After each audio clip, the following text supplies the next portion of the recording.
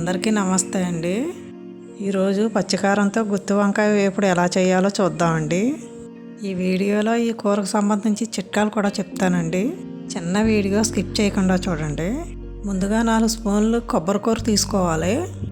ఒక 6 పచ్చిమిర్చి తీసుకోవాలి. ఒక అంగుళం అల్లం ముక్క ఇలా చిన్న ముక్కల కింద కోసుకోవాలి. ఒక చిన్న వెల్లుల్లిపాయ ఇలా ఒలుచుకుని వేసుకోవాలండి. సరిపడా ఉప్పు కూడా వేసుకోవాలి. ఇందులో కొత్తిమీర కూడా వేసుకుని బరకగా మిక్సీ పట్టుకోవాలి, నీళ్లు పోయకూడదు. ఇప్పుడు ఈ పచ్చికారం మసాలాన్ని వంకాయల్లో పెట్టుకోవాలి. స్టవ్ మీద గిన్నె పెట్టుకుని 3 చెంచాలు నూనె పోసుకోవాలండి. ఈ కూరకి మొదటి చిట్కా అండి, కూర దించే ముందు అరచెక్క నిమ్మరసం పిండుకుంటే బాగుంటుంది. నూనె కాగాక ఆవాలు, జీలకర్ర, మినపప్పు, శనగపప్పు పోపు వేసుకోవాలండి. కూరకు సంబంధించి మరో చిట్కా అండి, ఈ కూర చివరిలో స్టవ్ కట్టేసే ముందు 1 స్పూన్ ఇంట్లో చేసిన నెయ్యి వేసుకుంటే చాలా బాగుంటుందండి. ఇప్పుడు కరివేపాకు వేసుకోవాలి. కరివేపాకు వేగాక వంకాయలు వేసుకోవాలి. 1/2 కేజీ వంకాయలు తీసుకున్నాను. వంకాయలు కాసేపు నూనెలో వేయించుకోవాలి. ఇప్పుడు ఇందులో 1 అర చెంచా పసుపు కలుపుకోవాలి. కొబ్బరి, పచ్చిమిర్చి మిక్సీ పట్టుకున్నప్పుడు ఉప్పు వేసాం కదండి, ఇప్పుడు కొద్దిగా తగ్గించేసుకోవాలి.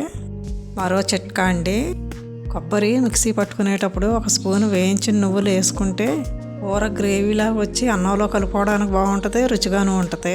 ఇప్పుడు మంట సిమ్లో పెట్టి ఒక పళ్ళెం మూతగా పెట్టాలండి. అందులో 1 గ్లాసు నీళ్లు పోసుకోవాలి. ఇలా పళ్ళెంలో నీళ్లు పోసుకుంటే కూర మాడిపోకుండా ఉంటుంది. మధ్యలో మూత తీసి నెమ్మదిగా కలుపుతూ ఉండాలి.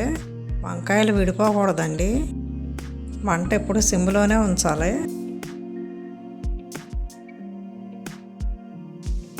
వంకాయలు పూర్తిగా ఉడికినాయండి. వంకాయల్లో పెట్టుకోగా మిగిలిన పచ్చికారం ఇప్పుడు ఇందులో వేసుకొని కలుపుకోవాలి. ఇదంతా పచ్చివాసన పోయి నూనె పైకి తేలే వరకు వేయించుకోవాలండి. ఇదేనండి పచ్చికారం గుత్తి వంకాయ వేపుడు లేదా ముద్దకూర. ఈ వీడియో మీకు నచ్చితే లైక్ చేయండి, షేర్ చేయండి, సబ్స్క్రైబ్ చేసుకోండి. ఉంటానండి.